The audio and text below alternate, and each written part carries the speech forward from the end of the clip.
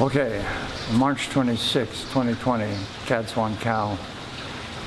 I'm out there. And when I say I'm out there, I can't get in without a mask, evidently. I tried to go in the front door, was ready to have my temperature taken. Last time it was 376, and I kind of that's awful high. Isn't that supposed to be like 98 or 96 point something? But, well, of course, it's in Celsius. It was like 37.8 or something. My temperature is always a little low, so it converts to 96 or 97 Fahrenheit. Anyway, can't get in, can't buy food, can't buy water unless I have a mask. I don't have a mask. I knew something was up on my way here because virtually everyone, with the exception of a crazy guy who looked like he was a homeless person, a Thai person, waving his arms about, didn't have a mask. I ran across one other person, looked like, it's hard to tell whether he was Thai or Western, who didn't have a mask. So I said, gosh, everybody's wearing a mask today. So I said, well, there's another directive, and we'll see where this is going. Try not to lose my sense of humor. And I can certainly see the predicament I'm going to be in. I'm going to be facing probably later on. I've been reading about, hearing about asymptomatic COVID virus, where you could be tested and show positive, but you don't have any symptoms. And so you have to rely on their testing equipment, which of course is issued by some pharmaceutical company, and big government, big pharma working hand in hand. What could go wrong? So you could be tested, or someone like me, don't have any symptoms. Yes, but you're a carrier. You have it, you could infect others. Now you have a choice. So what would my choices be in the future? What would they do?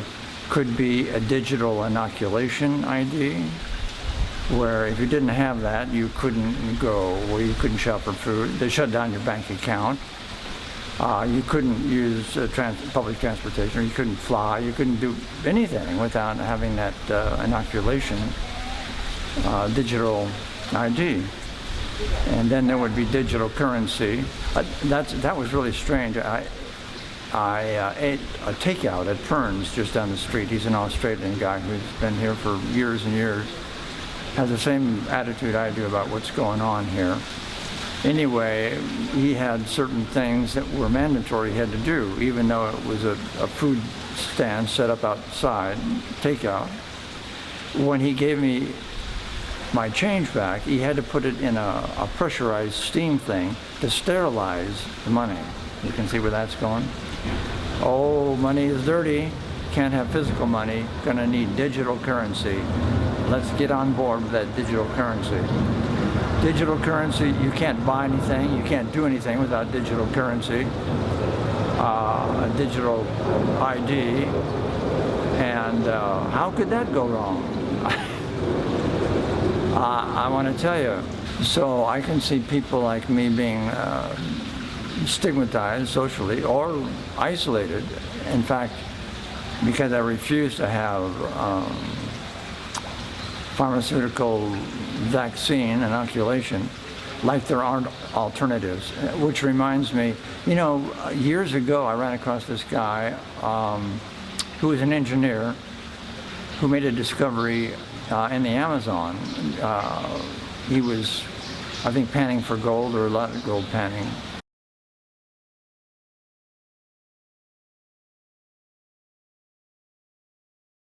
It was a water purifier, chlorine dioxide, that might be it, chlorine dioxide. Anyway, MMS, you can find that online. There's also a German researcher who's done work on this. And I've used it effectively against flus and colds.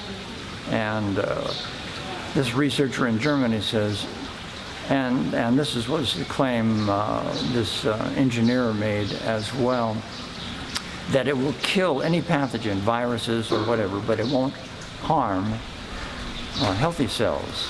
Of course, there's alternatives to build up your immune system, like mega doses of vitamin C or vitamin C, turmeric, garlic, all of which I take, and other things. But of course, those aren't being offered as alternatives. It's either, get inoculated, get with a program, or we'll lock you up. So I've imagined this scenario where I said, no, can't do that. I can't go with that. Can't get on that program. And he said, well, I'm sorry. Your alternative, either you submit to voluntary quarantine for the rest of your life, or you can go out and take one of these perfectly safe inoculations. I said, well, lock me up. That's the way I'll spend the rest of my life then. So they do that. I just have time to write my family and Carol and say, well, this is what's happening to me, and I don't know really where I am. I'm locked up someplace. Anyway, they find that I'm in extraordinary rendition programs. I don't know where I am. Anyway, you find out where I am, and you say, well, we'd like to see Phil. And you say, well, he's isolated. You can't see him. We need you. We want to see him right now. We want to see what he looks like. I'm sorry, you might become infected. Well, you've got him isolated. Is there like a partition or a glass? Or can we look at him through that or something? Yes, but just seeing him, you may be able to contract the virus. A visual contact, virus, we've made that connection. So, no, I don't think so. Well, how do we know he's alive? Well, we have this artist drawing here we've made, and so here, this is one of our artists. This is what he looks like. I know it doesn't look too good, but there he is. And I'm sorry, you just can't see him. But we've got to protect ourselves from this virus, and we're only thinking of you. So and I can see the societal pressures. Oh, you're one of those. You refuse inoculations, and you're going to spread virus to everybody. You just don't care, do you? You don't care about people. Well, it's the same kind of concern. I talked about this before, about these preemptive measures we've taken in the Middle East to bomb everybody that we think might be a threat. Now the Middle East is millions dead, countries in shambles. Same kind of thing, We've got to protect you from others. I've read about so many stories. That's another thing too. I'm going to put this them and us saying in their favor. The control of information. If you can't get proper or reliable information, and you only get information from like government-approved sources, and everything else is deemed fake news, then you have to go with your intuition, what you feel is right, what you feel is morally right, and what you feel is right. If you don't have any sovereignty over your own body, what kind of freedom do you have, really? So that's not the kind of life that I want to live. I'll have to figure this out and let you know step by step. Just had a security guard take my picture, so I don't know what that's all about.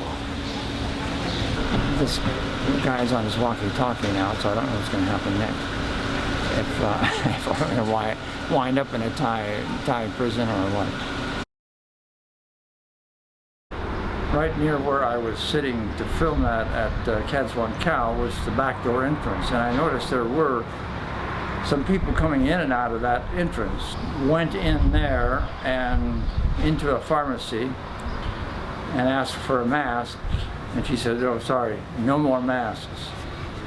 Uh-oh. So what I did is I took my little bandana that I always carry around with me and put it around my face and walked past the security guard who had his back turned, I don't know, and into the market. But it was so thick and so hot under there that the vapor was fogging up my glasses. Can you tell me where I am exactly, where the water is? Anyway, I got in there, I got 2 bottles of water and a couple of sandwiches and some fruit. Lugged that home. Let me just show you how crazy it's getting at the dome.